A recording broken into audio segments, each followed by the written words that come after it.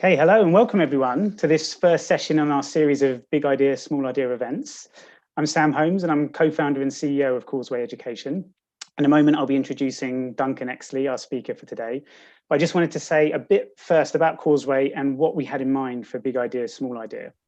So for those of you who may be new to our work, Causeway is a charity supporting young people to overcome barriers in accessing higher education with a particular focus on the application process. We work on these barriers to HE at three levels. Firstly, directly with students, we provide high quality specialised mentoring and workshops to young people to help them with exploration, choices and applications. Secondly, with schools and colleges, we help teachers embed this kind of specialised support in their own systems through our training and resources. And thirdly, with other outreach providers, we help sharpen the impact of other programs through training ambassadors and outreach staff, as well as directly delivering more specialised elements of several schemes. And above all, we believe progression should not be determined by privilege. And we're putting on this series of events to grab an opportunity which this current situation is presenting us with. As vaccination programs begin, I think all of us are starting to allow ourselves to imagine what a next stage might look like. There were lots of things we've missed, but there are also lots of things we want to be different. And these events are a space for us to road test ideas around building back better. We've chosen to frame this as big idea, small idea to allow for both ambition and urgency. We're interested to hear the big ideas that will transform our sector in the long term, as well as the smaller ideas that will improve how we work right now. And to kick this off, I'm going to throw my own tuppence worth in. As a small idea, I'd like to suggest this event series, if that's not a bit too meta. I'd like to see us making these small spaces to dream a bit bigger about what widening participation could look like and achieve. My big idea is partly inspired by Duncan's book, The End of Aspiration. For those of you who haven't read it yet, Duncan interviews a range of people who've overcome significant barriers on the path to their careers. And what he really flags up is the haphazard nature of social mobility success stories. Through this, his very nuanced accounts really lay bare a lot of the assumptions which can underpin research and interventions in WP, not least simplistic ideas about aspiration or a supposed lack of it. Now, the WP sector gets a lot of often justified criticism for a lack of robust evaluation and evidence-based practice. But if we're going to really expand understanding of the situation that we're all trying to address, we can't just analyze national data sets on educational or employment outcomes and then trial and test interventions. We need to supplement the vital quantitative studies with grounded qualitative research that has fewer assumptions baked in. We won't solve social mobility through a what works approach alone, as important as that is, no matter how much we polish the toolkit of interventions. So my big idea is more grounded qualitative research, including ethnographic studies, which can lead to deeper understanding, avoiding simplifications and flawed assumptions about the barriers that are out there. This will bring us more, hopefully, of the kind of nuanced accounts you'll find in Duncan's book. And on that point, let me introduce Duncan properly. Duncan Exley is the former director of the Equality Trust, a charity founded to address economic inequality in the UK. He's a former student of economic and social history and has had a long career in leading campaigning organisations and projects that use research to change government policy and corporate practice. I believe he's got one overall big idea to tell us about today and a range of small ideas for making it work in practice. And just before I hand over, a reminder that you can tweet us with the hashtag BISI2020. And to submit questions, you can use the comments section under this video on YouTube, or if you like, you can submit them at slido.com with the event code BISI2020. Okay, Duncan, thank you very much for joining us today, and over to you. Thank you, Sam. Now, can we have the first slide on there, the rather rubbish slide? Right. Told you it was a rubbish slide. Now, I'm going to start with a story, and it's a true story, so some of you might know it already. In the 1980s, the Texas Department of Transportation decided to do something about the amount of litter on Texas roadsides, and they spent quite a lot of money on a publicity campaign. And they also, as all good campaigns should, and as Sam's just referred to, monitored the impact in terms of the amount of litter being dropped. And sure enough, the amount of litter appearing after the campaign compared to before it went up. So the department decided to spend some money on a professional advertising agency, and they started off by asking one question: who is dropping the litter? And after doing some research, it was discovered that the biggest culprits were young males throwing beer cans and other items out the windows of typically pickup trucks.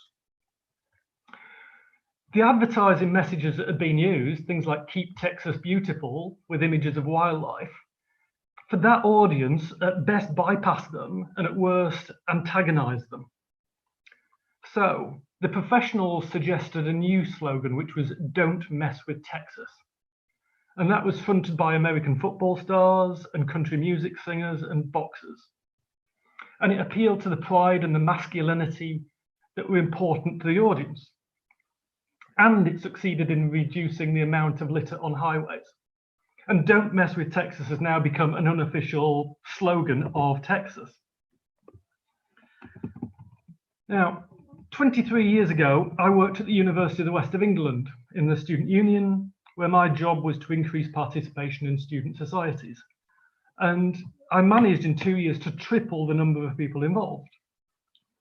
Now, I'll get around to why that is later. Since then, I've worked in campaigning organisations, which has always involved getting more people involved or getting more out of the people who are involved. And I ended up at the Equality Trust before leaving to write The End of Aspiration. And what I do now is, and I've just done some marketing messages, helping organisations to work for positive change, to reach and involve people from more representative backgrounds. I do that by auditing or by training, but the core of it comes down to this. If we can have the next slide, please. Right. I use 8 stages of the participant journey, i.e. what people encounter at each stage of their involvement in anything, including higher education. And at each of those stages, I use 5 tools of analysis, some of which are the standard things that lead anyone to become or not become involved in something new. But also discrimination and bias, the qualitative and quantitative differences in capital, and by that I mean social and cultural and economic capital. But I also look at things like health and confidence and geography and people's life logistics and their motivations, some of which are not what they think they are themselves, as well as the 7 Ps of marketing, the price and the product and that sort of thing.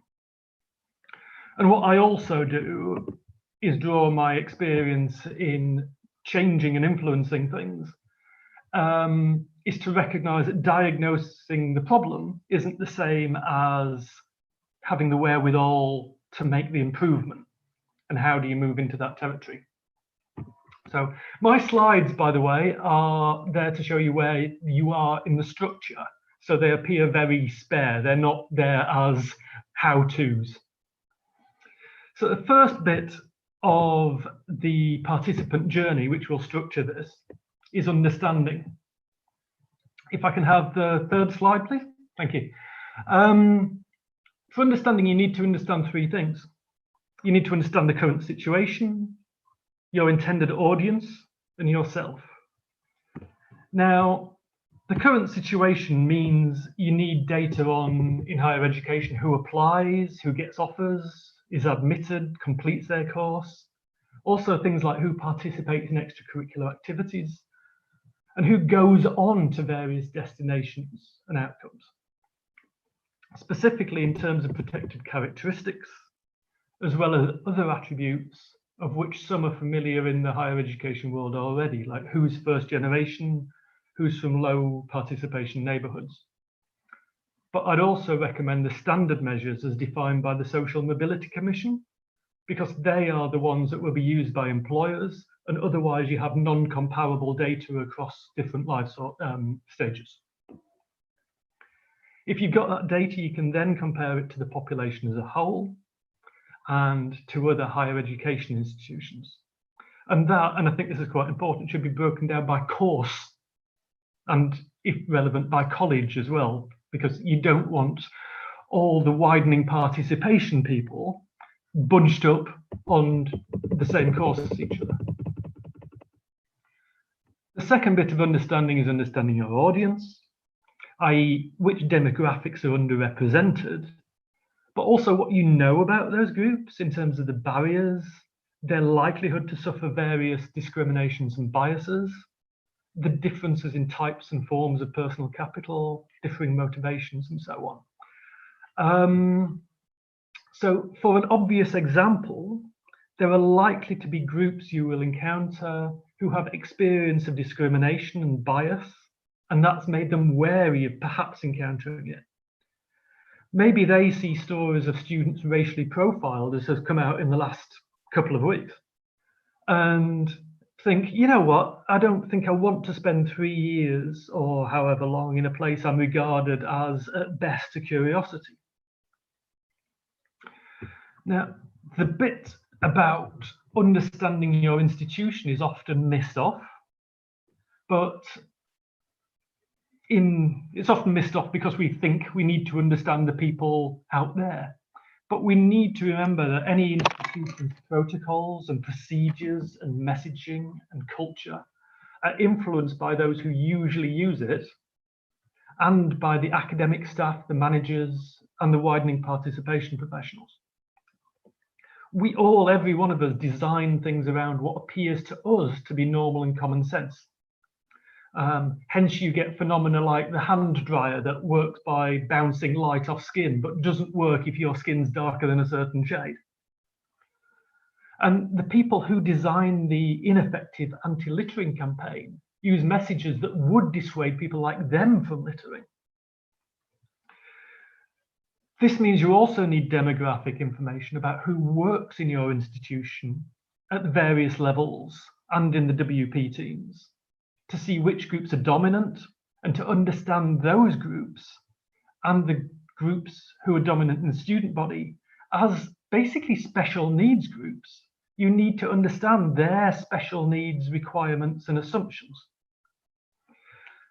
So as an example, in many institutions, a dominant or at least overrepresented minority group in university management are people who are a minority in mainstream society. Typically white men whose parents were graduates or in professional or managerial occupations. Members of that particular minority tend to become students through a process that could be described as herd mentality, i.e. it's a default thing for people like them to do. Whereas for others, there needs to be something that will not only reach them, but be sufficiently compelling to induce them to swim against the flow. And those people, the underrepresented people, are the people who are more likely to be accused of herd mentality. You also need to understand who the dominant groups in your institution used to be, because we all live in structures built by previous generations. On to the next slide is the offer.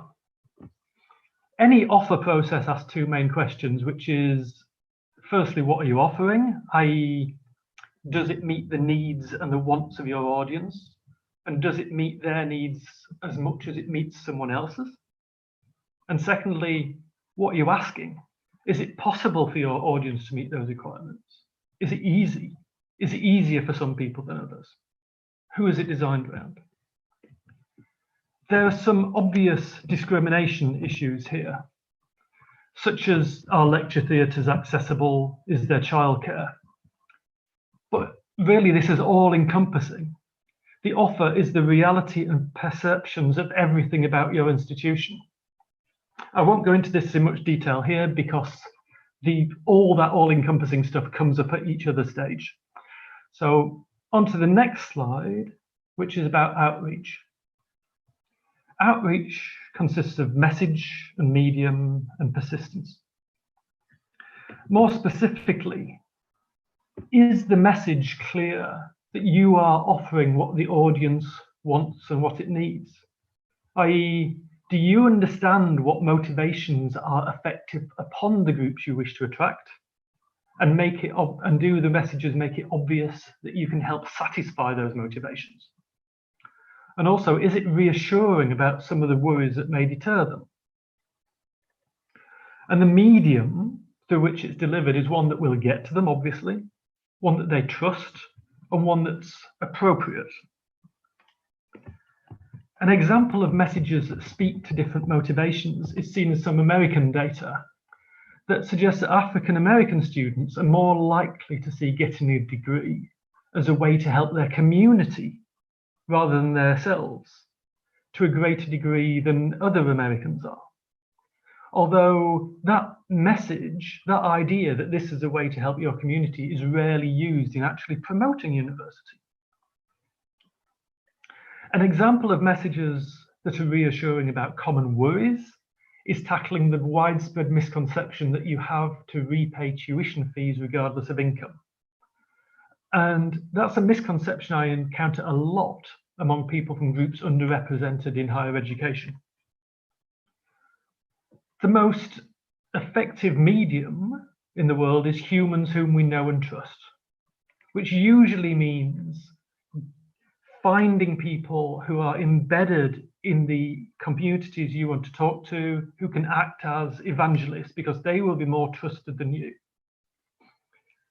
It also means that the academic staff whom students meet at open days, for example, are important as well, partly for giving a good impression and for giving a good experience once students arrive.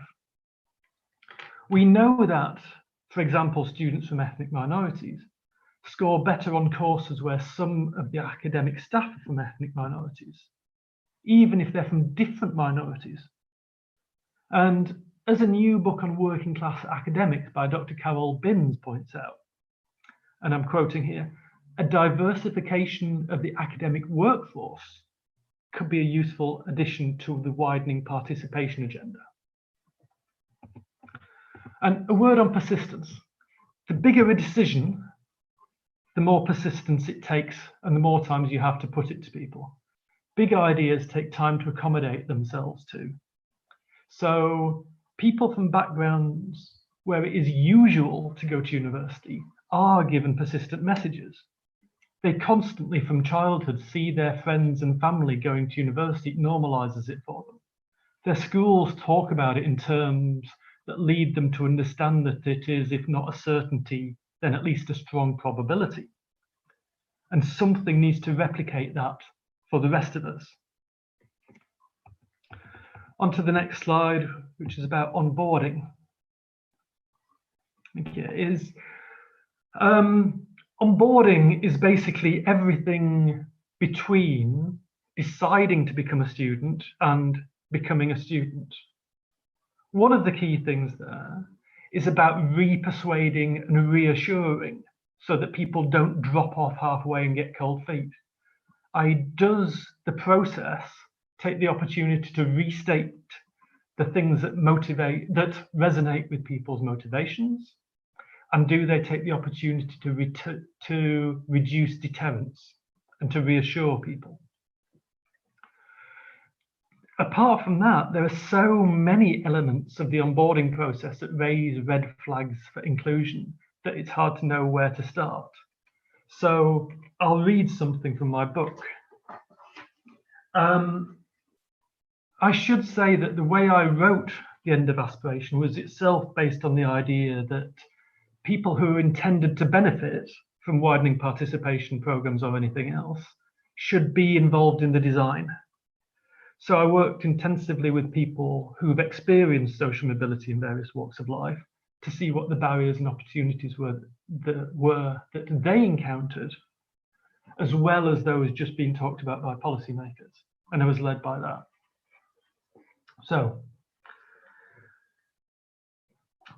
a civil servant friend of mine, knowing that I was writing this book, emailed me to suggest I interview his colleague, Charlotte Dring.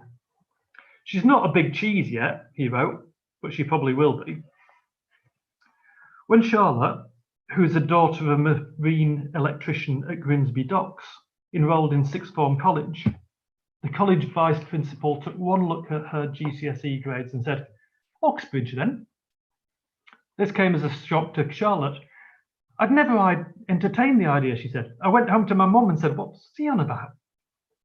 But the idea took hold, gradually took hold. She joined a group the college had created for students considering the elite universities, which took them on visits, and for those who were offered interviews at Oxbridge, conducted mock interviews. The mock interview is where Charlotte got another less pleasant shock. She says, I remember them saying they will probe your wider knowledge. She hadn't been taught any wider knowledge than was on the syllabus and hadn't previously been told this was a problem. I did what I was told to do as perfectly as I could, she said. In a panicked attempt to broaden her knowledge, she sat up late in the library, as she puts it, randomly reading science journals. But this just made her think she couldn't do it. She said, the process wasn't for people like me. I didn't want to put myself through that. On the day of Charlotte's real interview at Cambridge, she says, I just went to college as normal. The teachers asked me why I wasn't at my interview. I already had an unconditional offer from Durham. I took that. Academically strong students from non-privileged backgrounds, having swum against the hidden currents that push them away from elite universities, often find that interviews and admissions processes in general are, as Charlotte says, set up for private school experience. And from what I have seen since, they are taught so much more about the world. Others were discombobulated not so much by the questions they were asked, but by the alienness of the whole experience, which can be overwhelming even to those with no shortage of, if you want, strength of character. Stephen, who later rose to become chief executive of a large international company, told me that despite his middle-class background, interviews at Cambridge proved too much for me. The interviews, auditions, and other tests that are common parts of admissions procedures for elite universities may have flaws, but they can also tell selectors something that exam results cannot. In a study by Theodore Sabin, the ability of trained university staff to predict the end-of-year grades of students based on a 45-minute interview was compared with statistical predictions based solely on data from exams and tests. The statistical predictions did not match up to those made by trained, experienced humans who had had the chance to personally interact with students. Unfortunate for the humans, though, where the statistical predictions differed from the humans were the ones who got it wrong. Of the 14 professionals in the study, 11, i.e. 79%, were beaten by the algorithm. The extra information that can be gleaned from interviews was worse than useless information, such as the social confidence that people typically equate with competence, but is often just a mark of background. The interviewers were literally overruling useful data in favor of misleading impressions.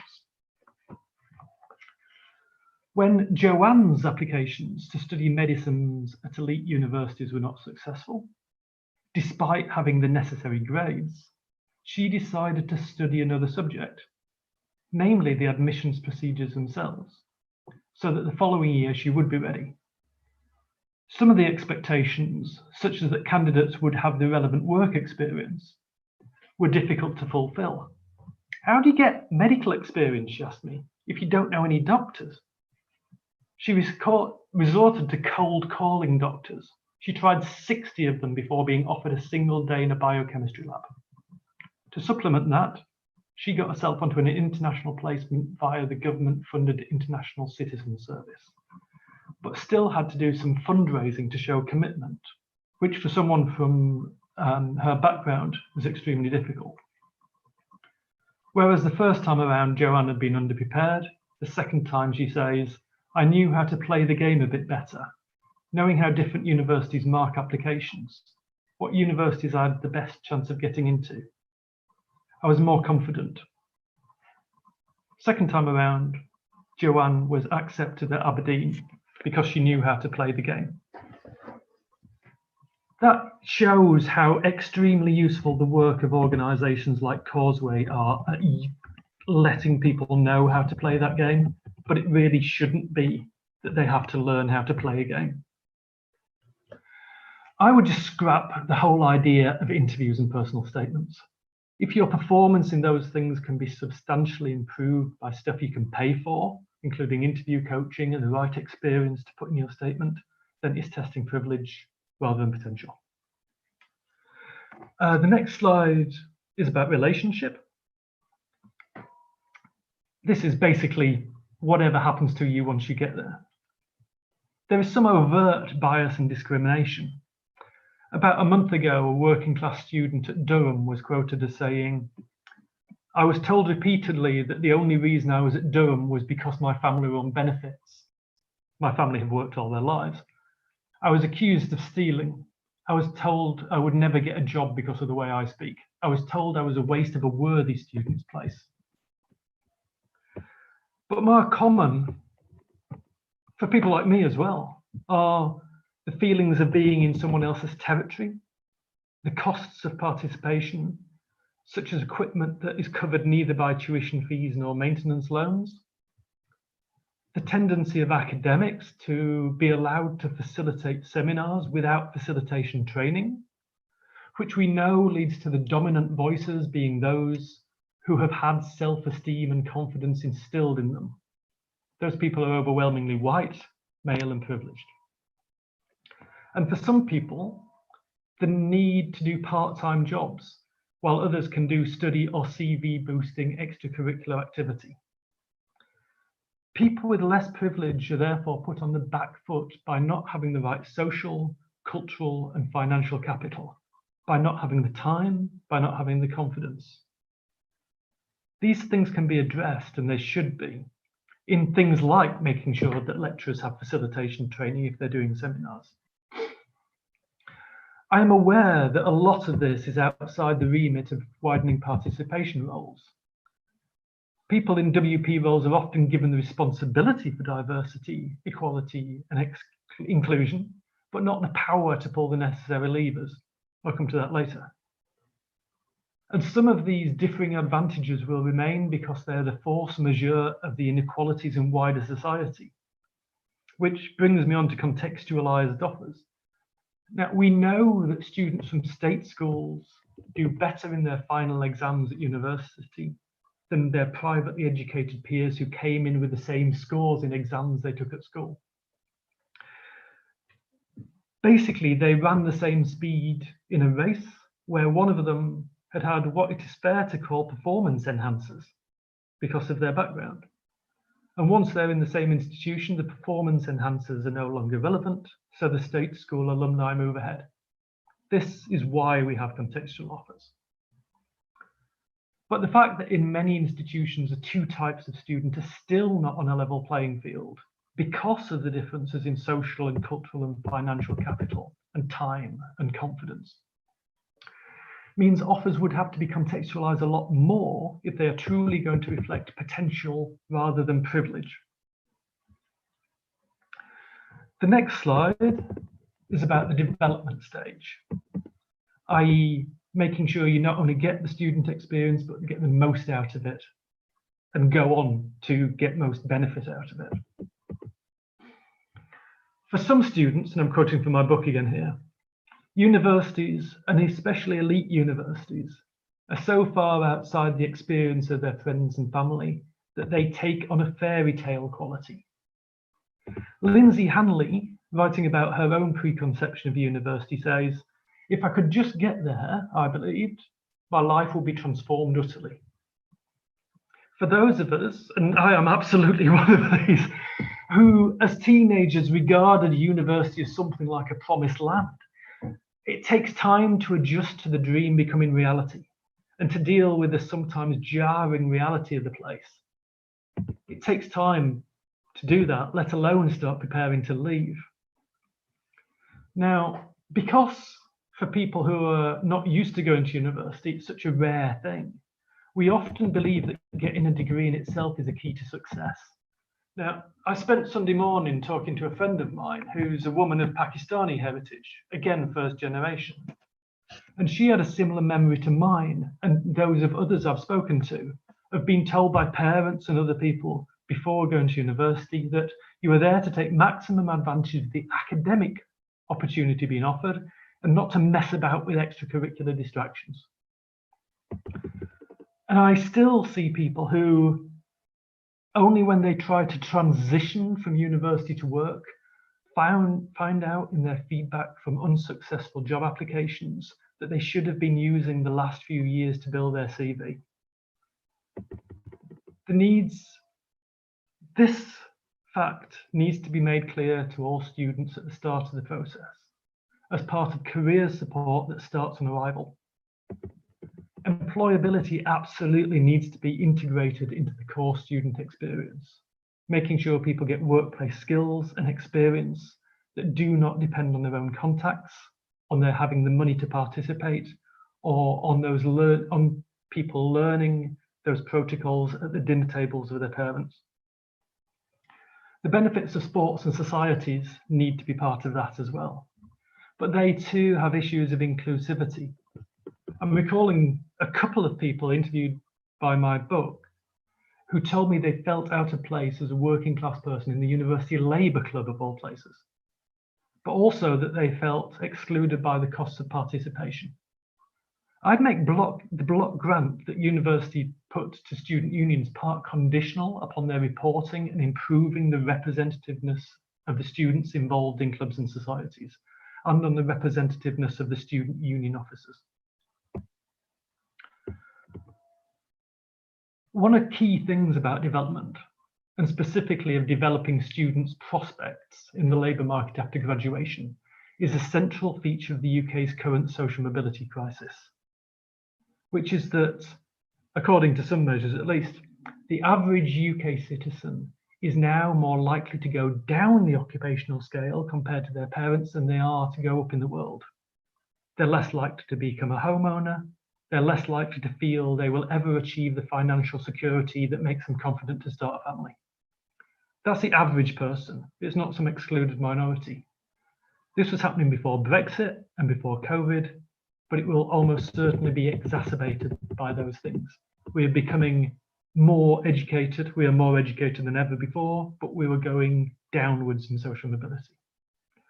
And this is something universities can do something about. Some universities, such as Lincoln, have realised that high quality job opportunities are rare in their local area and are working with local employers and local authorities to identify upcoming economic opportunities and trends and position their area to be in a good position to grab those opportunities by making sure the providers of skilled people, the universities and others, work with the providers of skilled jobs and the providers of infrastructure. By the way, I was talking about extracurricular activities and how I managed to triple the amount of people involved in student societies. The way I did that was by doing publicity that pointed out this was a career opportunity, and by working with the career service to do that, rather than allowing people to have parents who've been through this to know about it. The next stage is about retention. This is a short one. It's mainly about getting all the above things right, but it is also about making sure you have early warning signs, which means that the academic staff need to know what are the warning signs if people are having trouble coping socially, culturally, or in times of life logistics or finances, as well as the usual academic struggles. And those people need to be able to signpost people to source of support. The last bit of the participant journey is the next slide, which is learning. One of the points made in my book is the ladders to opportunity tend to be designed by people who've never had to climb one. None of us know the barriers that people experience, because whilst some are quite common, others differ. You can help yourself learn by working with people who experience the barriers and opportunities, and working with them in real time. Taking a sample of people from various different backgrounds and circumstances and asking them a month after they arrive, at the end of the first term, at the end of the first year and so on, what they encountered that was a problem or an opportunity. And not to ask that in the usual way of saying, was everything okay? Because if you ask that to humans, and especially to those of us from backgrounds that society trains into subordination, i.e. those who grow up with maybe insecure social status, maybe insecure immigration status, those people don't like to rock the boat. They say polite, inoffensive things. Don't say, is everything okay? Say, we know there are problems. We know that we are not experts here. We know we can't see them. We know in this that we need education. You have expertise. What are the problems? What are the barriers? What are the potential opportunities from your perspective? Get the ladders designed by people who've had to climb up. Some universities and students' unions already have officers to represent various underrepresented groups. Recently, there have been working class officers or social mobility officers popping up, and they can help too. And they can also, and this is really crucial, help people who don't feel that they fit in to find someone who gets them. Universities, for a lot of people, are a place to go and explore, to find new things. But that's moving outside of your comfort zone. You should move outside of your comfort zone, but all of us need to spend some time in it with people who get us and understand us.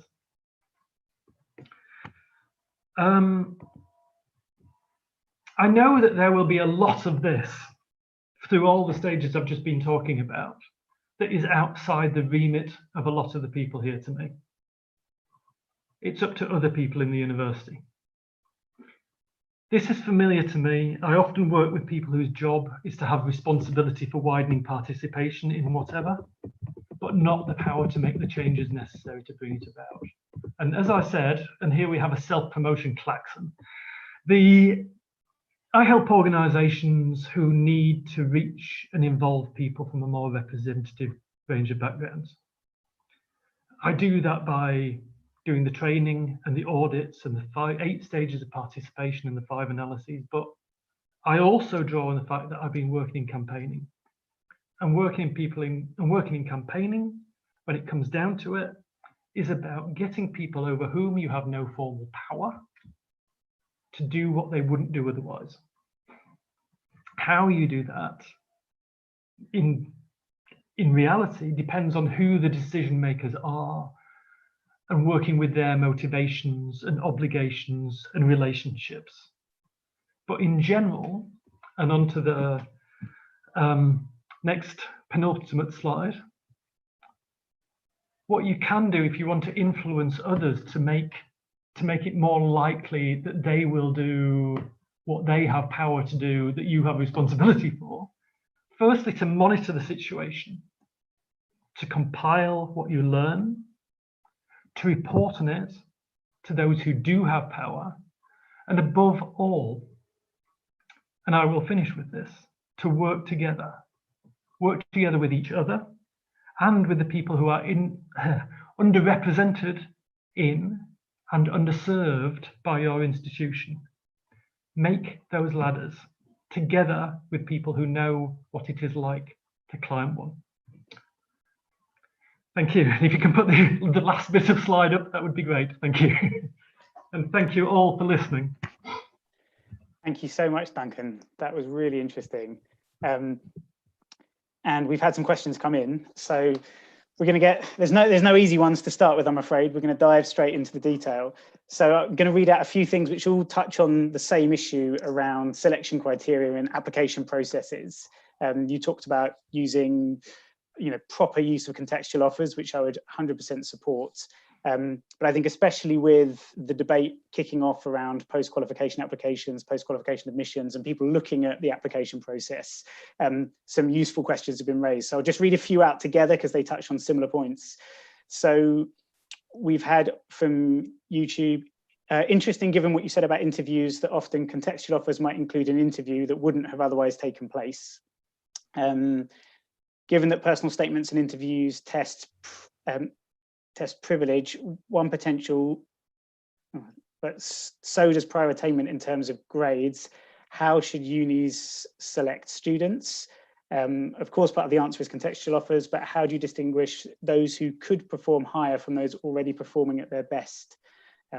So I suppose, yeah, and how do you narrow down applicants that meet the grades without personal statements or interviews? So I suppose partly looking at, well, what would you do instead of personal statements and interviews, but also thinking about, if we're going to double down on attainment, are we sure, yes, you can pay for help with personal statements and interviews, but you can also pay a lot for help with attainment, i.e. going to a private school and all the tutoring and things like that.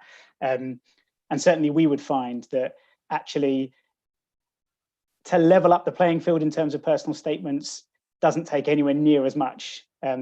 That's something that we would back ourselves to do quite effectively compared to leveling up attainment in terms of actual attainment. Anyway, I'll hand over to you, Duncan, for your thoughts on that. Okay, I think there's a lot in there, so I'll try to pick out some of the more important points. I think one of the things if you're doing interviews is to think about a few things, one of which is who is interviewing people. Now, it's not necessarily the case that getting people from underrepresented groups is a panacea, because we are all affected by ideas of what makes someone able. I realized for a long time that I was referring to people as being well-spoken. They weren't well-spoken, they were just posh-spoken, I guess, and we internalize those ideas. But getting someone to do the interviewing who is less intimidating to the people who are being interviewed will help, if not to be a better judge, but at least to be a better situation which won't throw the people off. Another thing that is in there, and I was talking the other day to employers about how you do interviews for jobs. And I said to them, well, basically don't test anything that you won't need, and think very hard about testing anything that the job itself is a process of training people in. So if you are talking about things like people's ability to participate in seminars, you might want to think, well, is the university there to select people who are already good at seminars? And that being very much about having the confidence to make points and knowing how those debates work. Is your job to select people who are good at that, or is your job as a university to give people the skills to do that? So I would basically look at what you are interviewing for, look at what you're asking and think, A, do we actually need this? And B, is this something that we are meant to be training for rather than selecting for? And I think the whole thing about contextualizing is absolutely how you see that that someone is more than just their exam grades. But I think also the one thing that I often test people for in interviews is, do you want to be there? And asking people why they want to be there is one of those matters, but I think you need to, once you've asked people questions like that, to really examine your answers and think, well, have we got a judgment about whether this is a good answer or not? Yeah, and is there any real difference between, you know what, I'm just into English literature and I love literature, or an answer that says, you know what, I think this will get me a better job? But I think if someone can show motivation, it doesn't too much matter to you what that motivation is. Interesting. Okay, thanks. Another interesting question's come in here. How do you ensure that widening participation staff who come from a widening participation background don't assume their experiences are representative of the students they're trying to reach, and in so doing overlook other more pressing inequalities? Yeah.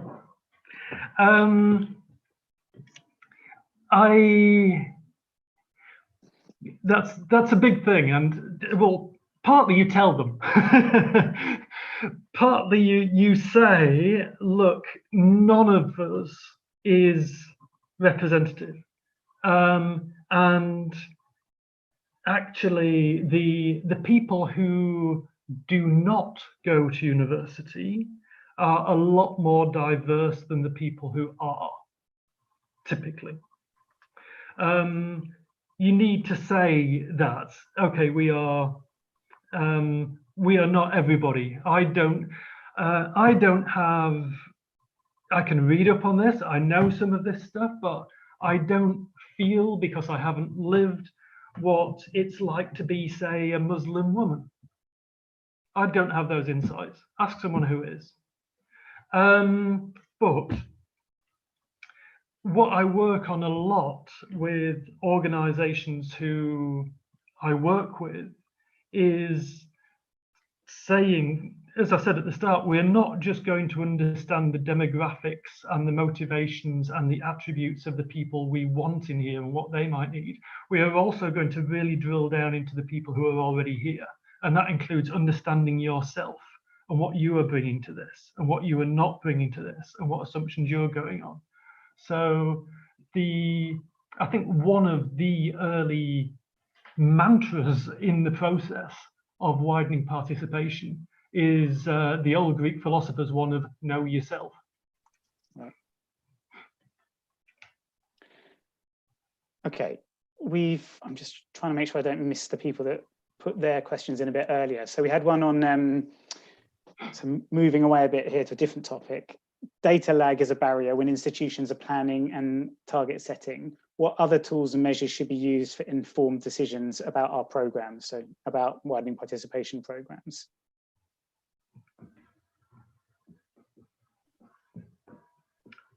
Yeah, data lag is absolutely an issue, although the long-term data, which is about outcomes, which is what you need to be looking at, and what sorts of jobs or what sorts of salaries and that sort of thing people go on to, is important, and breaking that down by the background they come from.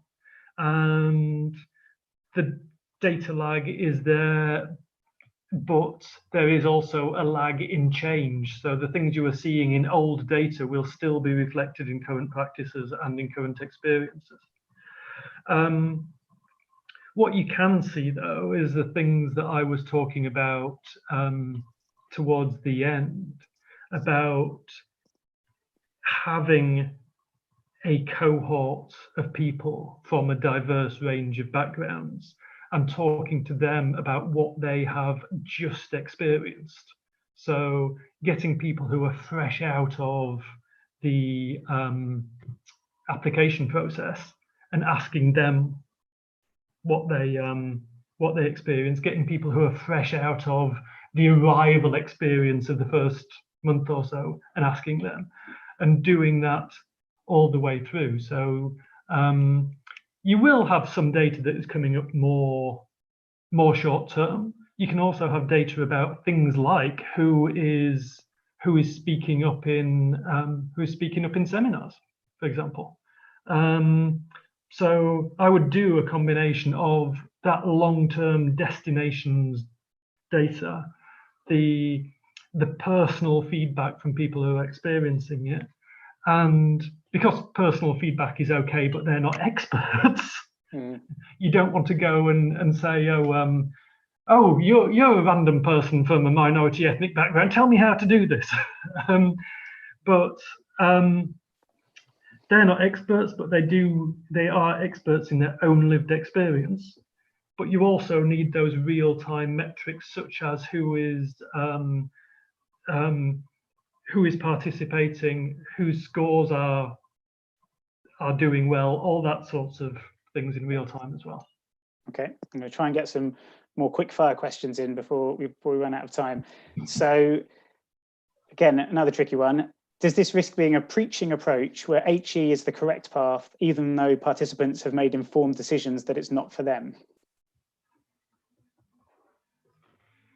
That's a brilliant question. I often say to people that although the title of my book is Social Mobility, the reason that is in the title is so that people who want to read about social mobility know that this book's in their area. And I say, don't talk about social mobility, talk about opening up possibilities so that people have as many opportunities as they want. So you want to be getting people who come from backgrounds that don't normally go to universities to be comfortable enough with the idea of university and knowing what's there enough that they feel comfortable to make that decision. You also want them to be comfortable enough not to make that decision. And one of the things that I also talk about in my book is an organization called Hands On, which is an organization that works with people whose parents maybe haven't got experience of manual work. Maybe their parents are solicitors or politicians or something, and it shows their kids what it's like to work as maybe a cleaner or a builder. And the worst thing about that organization is it doesn't exist, and it really should do. We should all have choices about where we go, and it should not be about a judgment of what is up and down. I can't tell you how much when I read that bit, I was on the edge of my seat because I'm desperate for that organisation. My stepson's training to be an electrician and then decided actually he wanted to join the army. And with all the help I could give him with the university application, I was useless when it came to that and had to kind of school myself right up from the start again. So you're absolutely right, that organisation needs to exist. I was really excited about it until you said it was fictional. Okay, right, quickly, questions from other people. We had one here about student unions. How can student unions and their institutions work in meaningful collaboration to support students who may find the transition to HE difficult? I think a lot of that is about what I was saying about who are the student union officers. And that's really very important. And I really like the student unions widening participation officers, and some of them have, say, women's officers or ethnic minority officers and that sort of thing. And I think that is really about the two functions that those sorts of people at their best do, which is firstly acting as someone who can gather the experiences of people from underrepresented backgrounds, or as I like to say, ordinary backgrounds, and to be able to feed those into the design of widening participation and into the design of university in general. So I think student unions would do well to work with universities to make sure that there is a formal input relationship with those sorts of people. But also, as I said, that those officers act, and other people can act as somebody who you can go to who understands you. It really struck me that one of the people in my book said that they were basically on the verge of leaving university until they met someone who was like them. And it is so comforting, and it is so much of a chance to say, good God, you know what happened to me today? Having that is absolutely necessary, I think. Okay, a question that's just come in that sort of links to that. Should we be trying to help people to develop social capital when that often means changing their accent, behaving in middle-class ways, and developing a network of contacts for preferential treatment?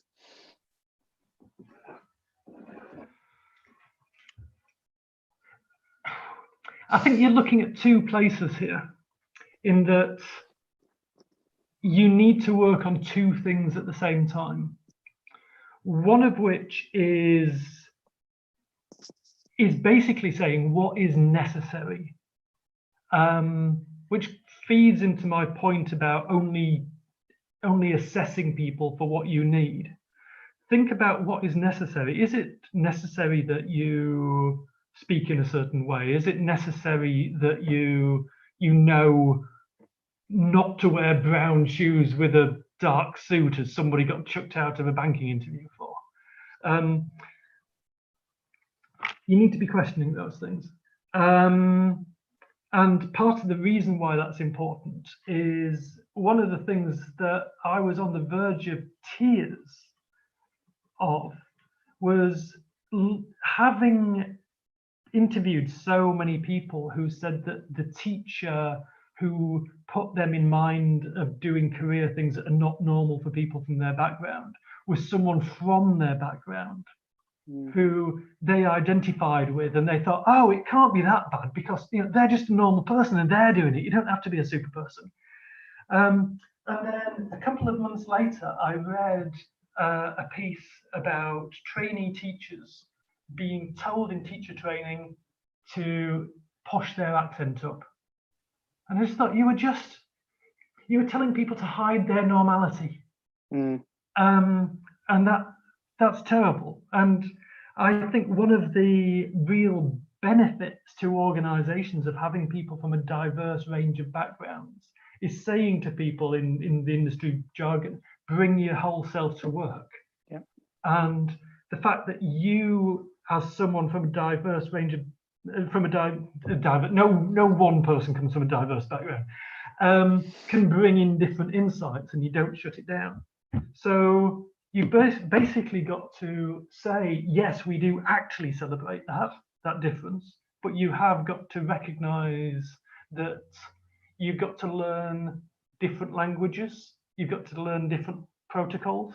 And I think it would help if all of us, not just the people from underrepresented backgrounds, learned different protocols in society. It might help for social cohesion. Okay. Well, seeing as you've just made a point about social cohesion, that's probably a nice place to draw it to a close. But first of all, I want to thank you for what I found really interesting and useful and thought-provoking, which is exactly what we're going for. And I can tell from the amount of questions coming in, not all of which we've managed to answer, that I think the audience found the same. So massive thank you to you for sharing your thoughts today. And I just wanted to remind everyone that we've got 2 more events coming up. So Thursday the 10th, Black Perspectives on Widening Participation, where I think we have 4 speakers confirmed for that, and that should be really interesting. And then on the 16th of December, degree apprenticeships, can competitive also be inclusive? So do sign up for those if you haven't already. And just like to say thank you one more time to Duncan, and do get in touch with us if you have any follow-up thoughts or questions. We look forward to hearing from you. Thanks a lot.